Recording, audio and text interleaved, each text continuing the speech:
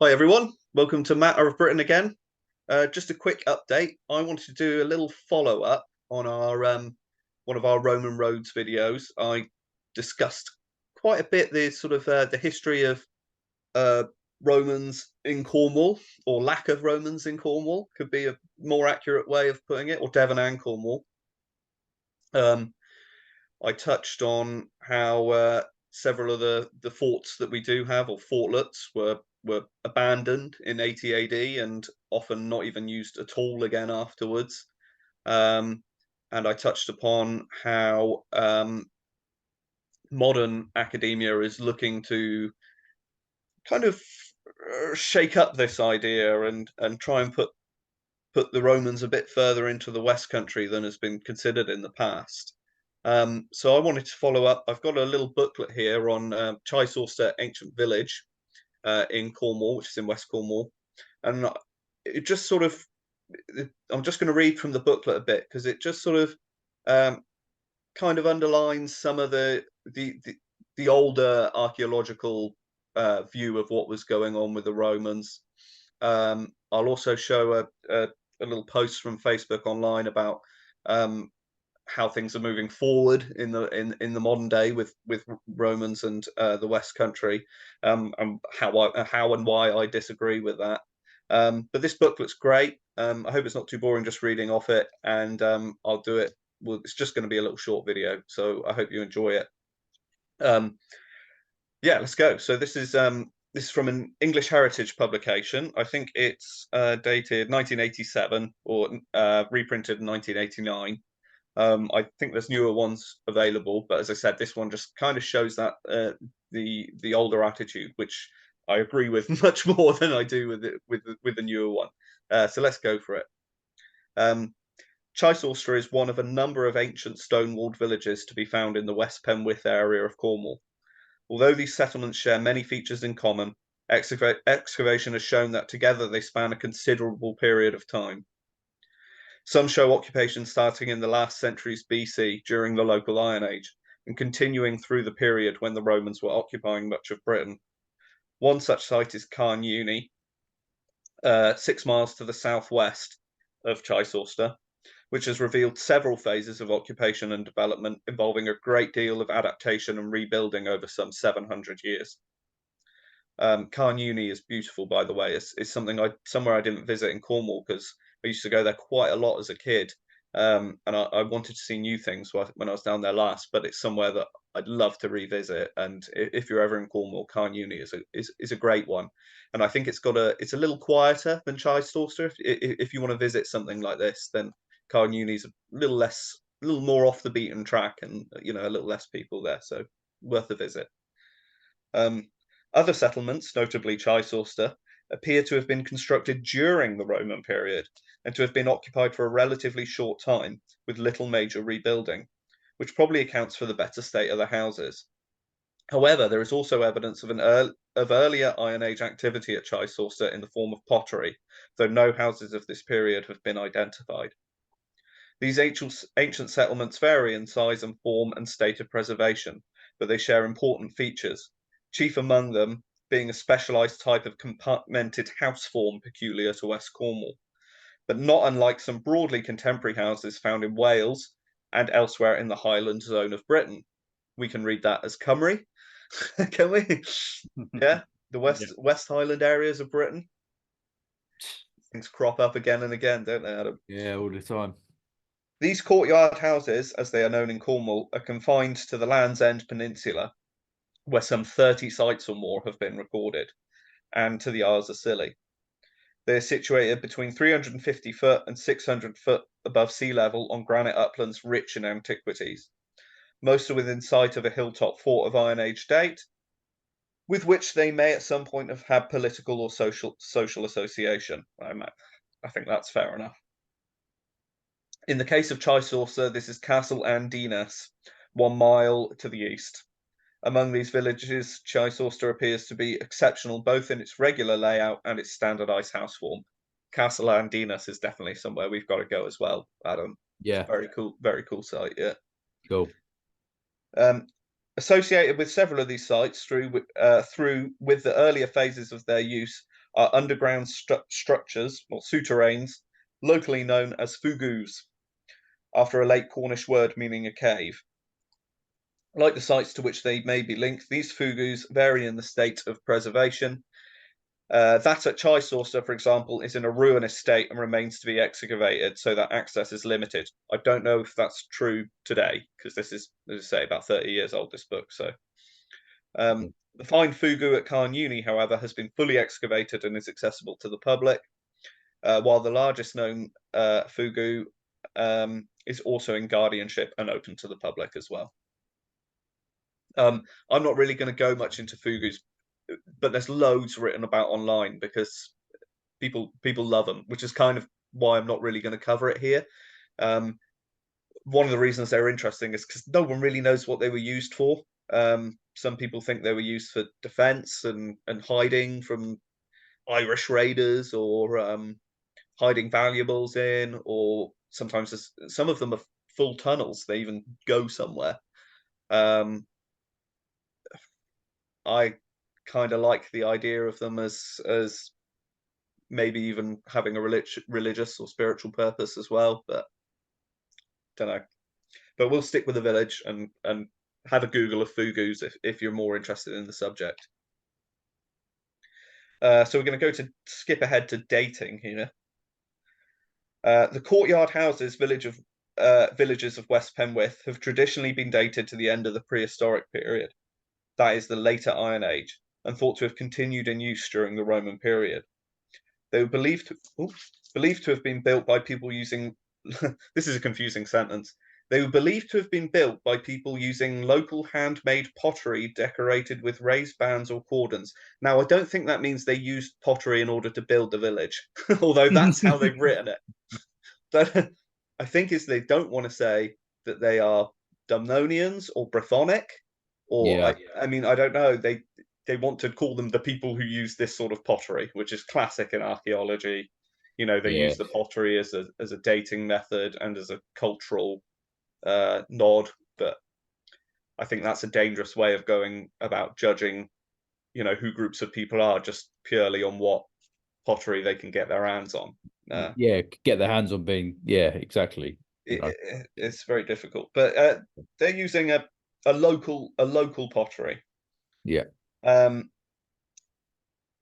So here we go. So the cordoned ware, which is dated to the 1st century BC and 1st century AD. Recently, it's been shown that this type of decoration had a very long life, starting within the local later Iron Age, 400 BC to 43 AD, and continuing until the end of the Roman period. So cordons and pots can no longer be used as a satisfactory way of dating. So isn't that interesting? That the Yeah. Cornish of West Penwith were not using imported Roman pottery. They were making their own pots. Yes.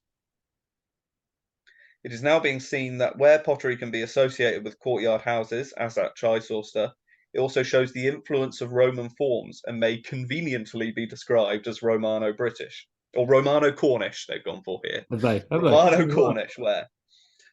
As a result, courtyard houses are thought to have been built entirely in the Roman period, which is again interesting that people aren't living in rectangular farmsteads. Mm. These aren't necessarily thought to be the highest class of accommodation, but as you'll see, there's some pretty nice features in them, and they are not Roman by any stretch of the imagination. No. The bulk of the pottery from Chysauster is seen to belong to the 2nd and 3rd centuries AD. Pottery from such courtyard house villages such as Mulfravine, Gold Herring, and Porthmore belongs to the 3rd and 4th centuries AD. Chysauster then becomes a Romano Cornish village, contemporary with the later phases at Carnuni, at which phase 3, with its courtyard houses, is now thought to have started in the 2nd century AD. The characteristic late Iron Age form of the settlement throughout Cornwall, many examples of which have been identified in recent years, is the round, a circular or sub-rectangular earthwork, varying in size and containing a varying number of houses within it. This type of enclosed village continued in use, with new ones being built after the Roman conquest. In West Penwith, however, the evidence is less clear. It would seem that courtyard houses of various shapes and sizes became a popular house form in this further tip of the southwestern peninsula, while elsewhere in Cornwall, oval or boat-shaped houses were used during the Roman period. That's an interesting one, isn't it? It's thought that an earlier phase of settlement must be present on the hillside at Chysauster, as already mentioned. No traces have been found directly beneath the houses so far, contrasting with Carnuni, where the new courtyard houses are known to have been built over the Iron Age ones. At Chysauster, the earlier settlement could be associated with the Fugu to the south, to judge from some decorated potsherds found in House 7. It may date to the local Iron Age in the last centuries before the Roman conquest. Can we just pause a second? Thank you. So I thought that section was interesting because it shows that there is some sort of influence from Roman culture in the shape and form of the pottery, even if they're still making it, producing and using it locally. You know, this isn't, say, imported Roman ware.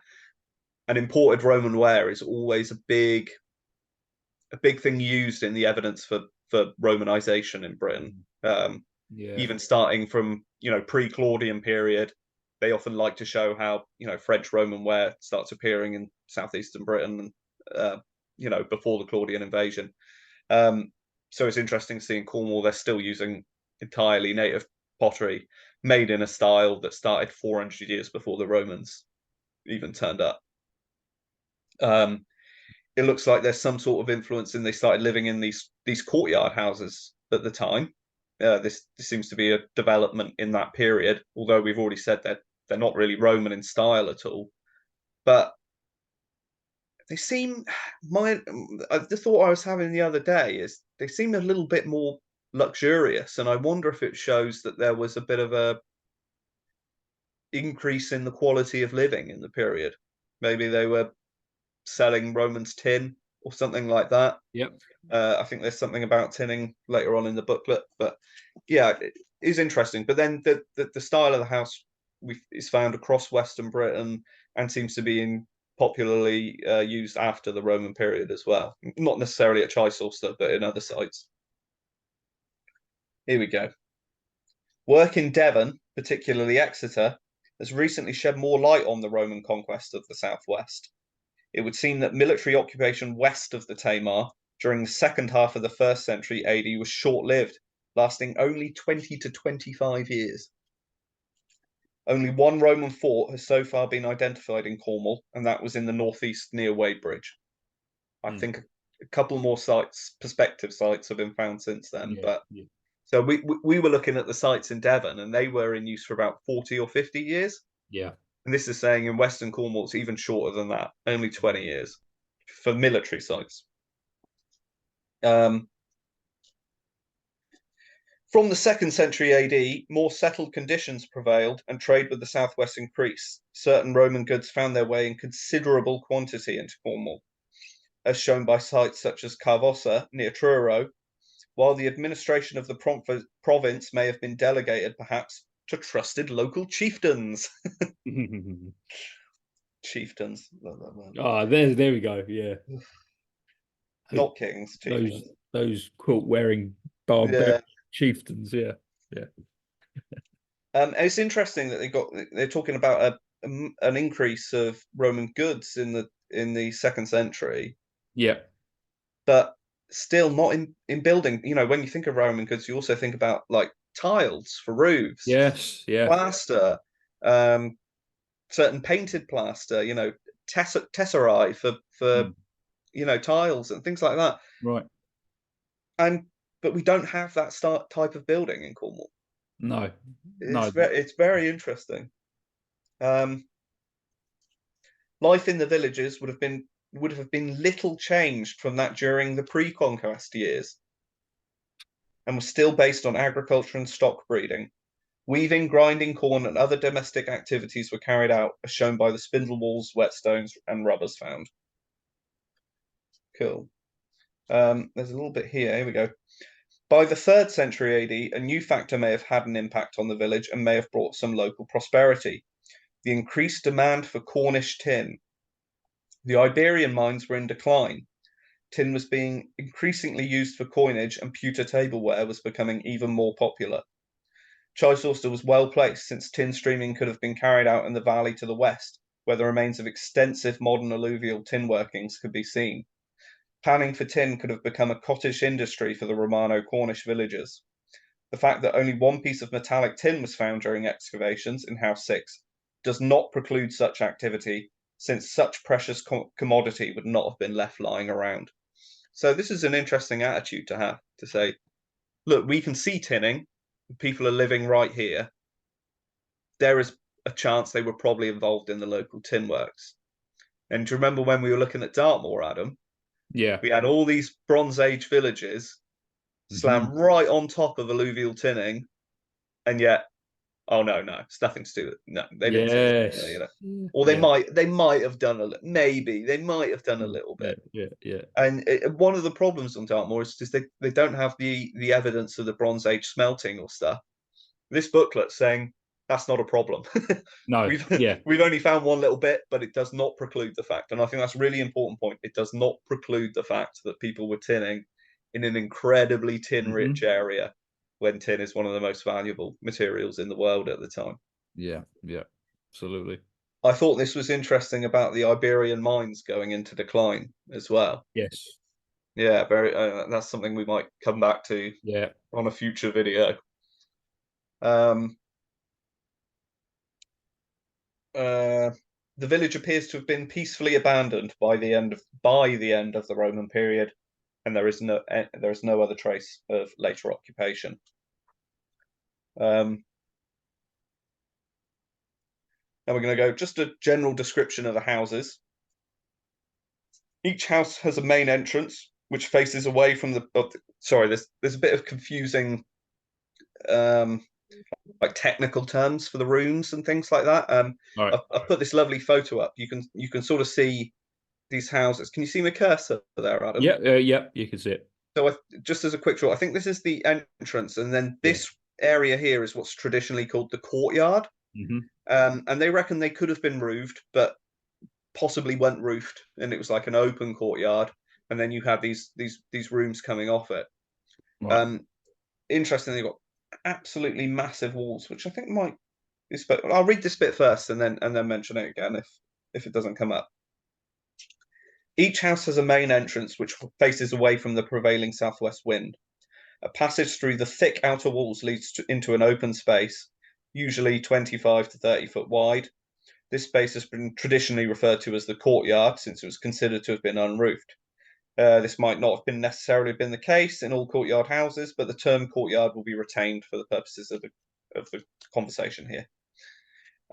Left of the entrance, the courtyard in most cases curves out to form a bay, and this would certainly have been comparatively easy to cover with a lean-to roof, forming a shelter for livestock or whatever. Opposite the entrance, there is a larger, roughly circular room, the round room. Hmm. On the right of the entrance is a long, narrow room, referred to as the long room. And in some houses, there is a small circular room, imaginatively called the small room. The general plan is repeated with minor variations in every house. Interesting to see, standardization anywhere. I think Yes. when Yeah. people are doing this, it's like they had something in mind and went to do it. Yeah. Yeah. Yeah. It's not just haphazard barbarian Oh, construction. yeah. There's thought behind it. I like that. I like that. This general plan is repeated with minor variations in every house and suggests that each room had its own special use. Unfortunately, the finds from within the houses has been few, and it's difficult to relate them to room use. Um, and that is because, just like Dartmoor, we're on granite uplands here, so the soil is very acidic. So trying Yeah. to find anything organic or metal is very difficult Yeah. indeed. Stone finds is essentially what you get. Yeah. Um, Whether the courtyard was roofed or not, the smaller rooms undoubtedly were.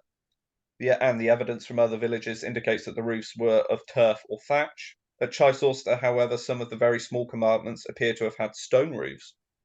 And I think that's true at Carn Uni as well. There's stoned over roofs. Hmm. In every round room so far excavated, there's been found a stone with a hollow in it, commonly believed to have provided a socket for a timber upright. I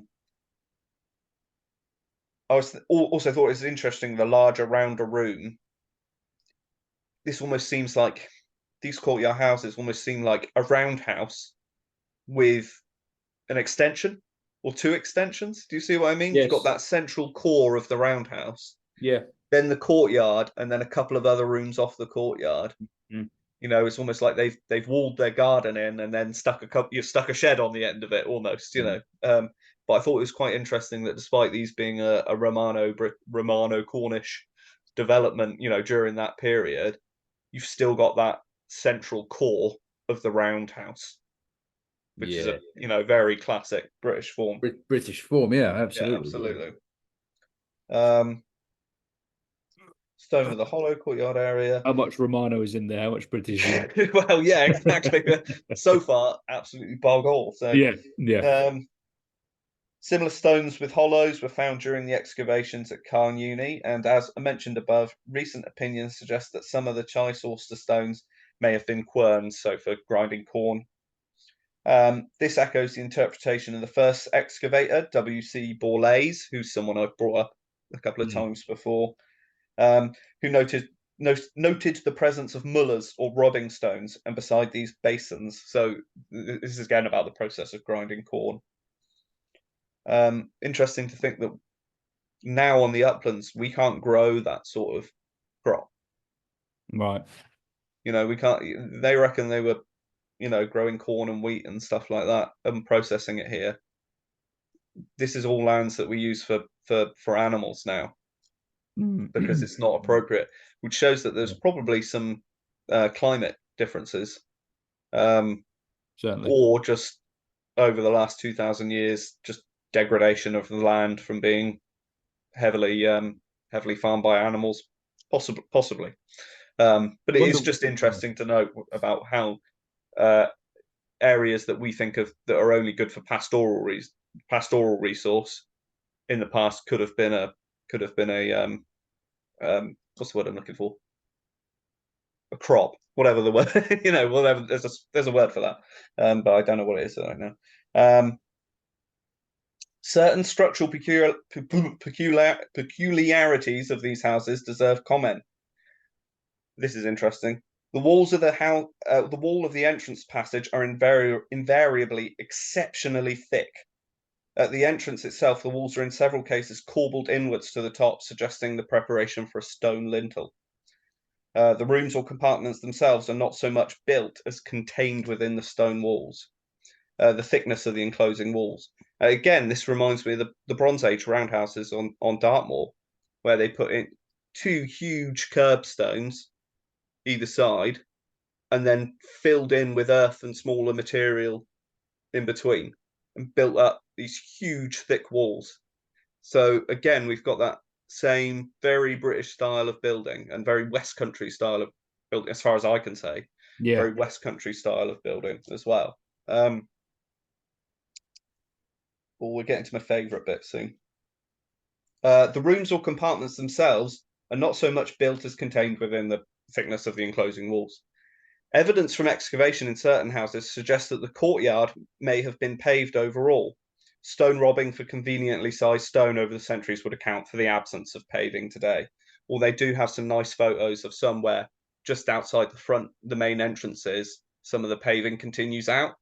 So some really Mm. nice, there is still paving there. You might be Yeah. able to see a little bit here as well, in between this room and the courtyard. Yeah. Yeah. Yeah. Yeah. Yeah. I can Just, see. Mm. just a reminder that Britons did know how to pave things that they walked on quite a lot. Didn't know how to build roads though. No. Yeah. Okay, now we're going to get this is my favorite bit of it, and they mention it in one sentence. I think this is fascinating. A feature of the houses, all of the houses, are the water channels, lined and covered with stone slabs, which were found in the courtyards and some of the small rooms themselves. Every single one of these houses has running water, Incredible. fresh running water. Every single one of them. So water in, rubbish out. Yeah. Just absolutely amazing. Um, not just a Roman luxury. No. Finally, visitors will observe that outside almost every house there is a banked and levelled area referred to as the garden terrace. Garden plots are known from other courtyard houses, notably Porthmore, suggesting that they were a feature of deliberately planned new towns. Where space was available, in contrast to the urban crowding of Card Uni, where houses interlocked with one another, leaving no room for gardens. Isn't that an interesting Yeah, phrase? absolutely. They were a feature of deliberately planned new towns, but Yeah, not in a Roman style. that's the bit which um that should really alert people to the fact that we the Britons weren't stupid barbarians who Mm, organize anything in a kind of, as you've been explaining here, a standardized kind of way. yeah. These are people who clearly got some kind of uh in, architectural ability. Something has been thought about, it's been done. And a development, yeah, as you say, Yes, it's been done before. They're working off something that's gone before. They're not just yeah. bodging it together any haphazardly. No, there's There's a an order. tradition. There is, yes, there's an order in it and a tradition which has never been afforded to the Britons in the eyes of the in the public sphere or academia, Hmm. and these should help alleviate some of that. Because this is fine evidence of a cohesive culture with kind of continuity, sideways and backwards and forwards. You know. Yeah, yeah. Yeah, and I just love the fact that they've got running water and drain. I just think that's absolutely amazing. Um, That's brilliant.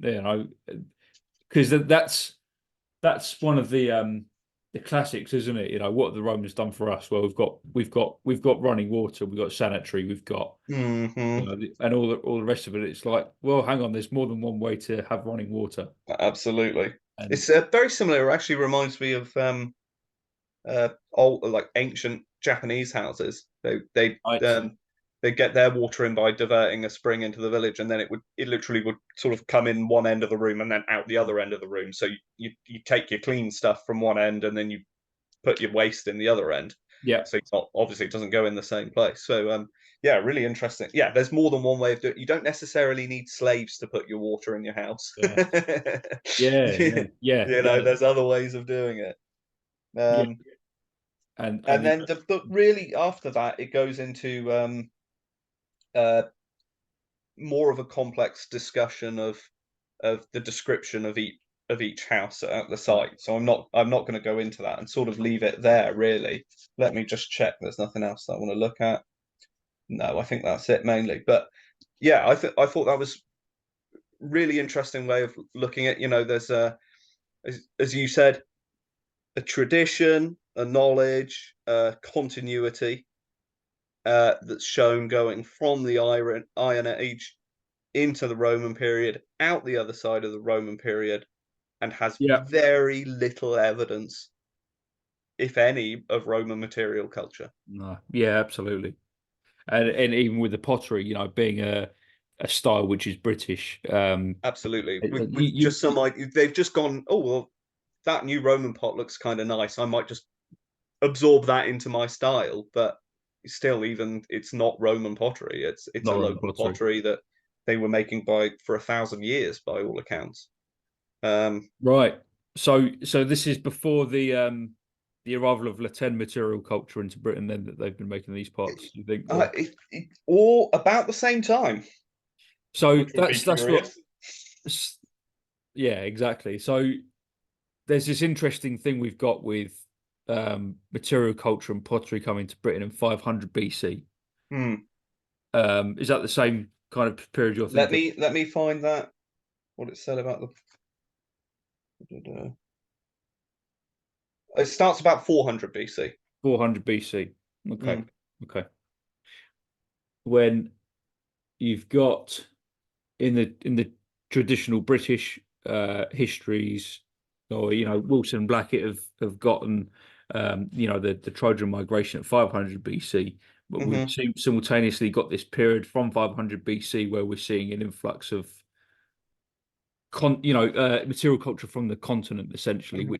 which absolutely coincides with what Wilson and Blackett say with the Trojans, Hmm. seeing as they stopped off in Gaul, etc. But um, yeah, you've got this style which shows a link with the continent from that period, um, and that becomes a British style, doesn't it? See Yeah. if we can get some pictures up of that. Yeah, So, absolutely. Yeah, yeah. I'll ding some to you, and hopefully yeah, we can lovely, put them up on the screen to show some Cornish cordon wear. And excellent. then I just wanted to just have a look at this briefly. Yeah, Oh, that's the wrong thing. That's a spoiler. That is. yeah, Da, da, da. Here it is. So, um, one little sort of correction I wanted to do to that Roman roads part one video was that I looked at the villa sites in Devon and Cornwall, yeah. just using the Wikipedia, and it's only got one villa site on the Wikipedia for Cornwall, and I just wanted to just make clear that I do know there's more than that. Um, the Wikipedia entry, unsurprisingly, is not complete. However, it's also worth noting that a lot of the other current Cornish villa sites are pretty much unilaterally uninvestigated. Hmm. So, although they are considered to be Roman villa sites, no one's dug them up. No proper dating evidence has been got from them, as far as I know. And also, they're all small sites. They're not, there's nothing impressive. Look, they're all very small sites. Um, And then that brings me to this, which we're back in the modern day. We're no longer reading from 1989, and I'm talking about this latest archaeological push to put Romans into Devon and Cornwall. Yeah. And here we can see a local find from the River Dart of this square enclosure. They've talked about Eastern Dumnonia, more evidence of Roman activity west of Isca Dumnorium, or however you pronounce that, which is Exeter. Yeah. Um, Right. Romans on the Dart, remains of a fortified Romano-British settlement on the lower Dart. So immediately they've changed tack here. They've gone from Roman activity to Romano-British straight away. Right. Um, this is the sixth Roman ruin we have found on the banks of the river. The square-ditched enclosure built in the style of a Roman fort, because it's still not confirmed, albeit a smaller one. Now, that's an interesting sentence because do you remember how many big Roman forts we looked at Devon and Cornwall? Yeah. Little So fortlets, weren't they?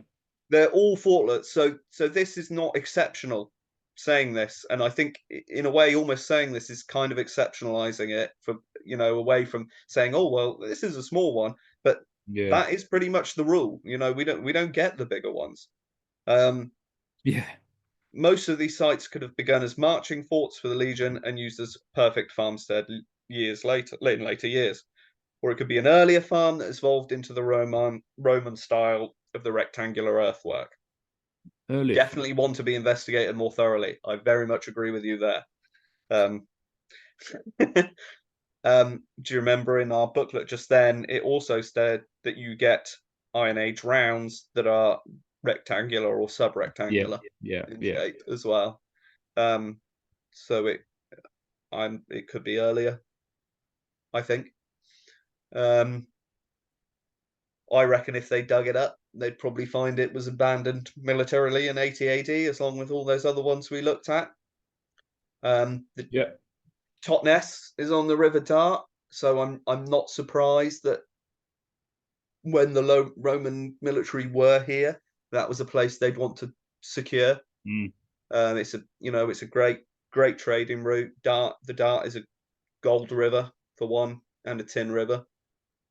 So, um, not to mention great farmland as well, either side of it. Especially once you got off the moor. Yeah. Um, so I'm not surprised that for those 40 years there may have been Mm. some Romans here, but as I say, it's one of these little fortlets again.